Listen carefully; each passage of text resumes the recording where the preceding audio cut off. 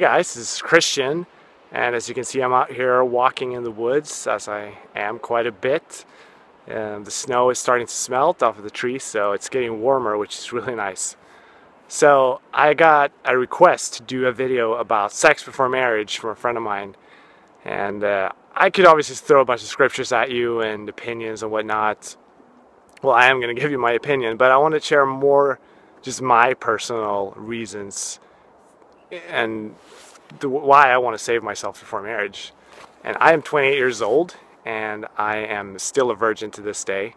It's something I'm very happy to say, I'm very proud of. And that's not to put anyone down who isn't a virgin. And if you're not, if you've given your virginity away, you can still, choose to save yourself for marriage today. And God can restore all things. Like, I fully believe that, and you're not second rate.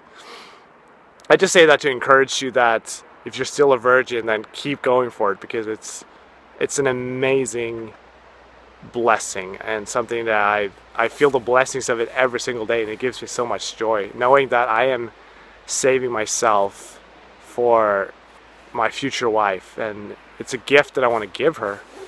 And I don't really feel like I am sacrificing anything. Sometimes I almost feel when we talk about this, it's like you're sacrificing something, to save yourself from marriage. But I really don't feel that way at all.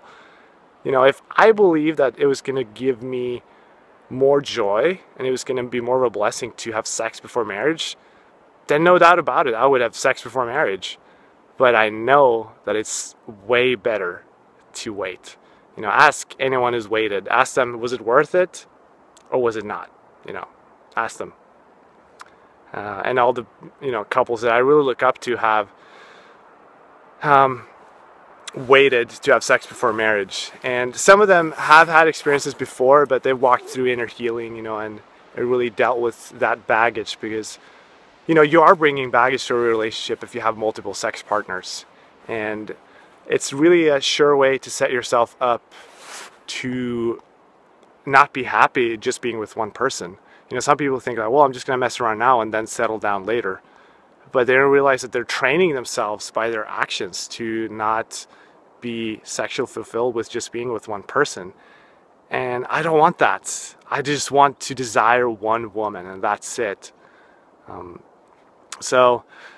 another thing that people say is like, well, what if she's really bad in bed? And I'm like, wow, that's awesome. What a blessing if she is really bad in bed. That just means she's really inexperienced, and we get to learn together. I might be really bad too. It's not even something I think about, because it's not a performance. And if you have that mentality, then you're setting yourself up for failure, because for performance and intimacy, they do not go together. You're not gonna be able to feel really intimate and be with a person if you're concerned about performing. That's not love. It has nothing to do with that. So,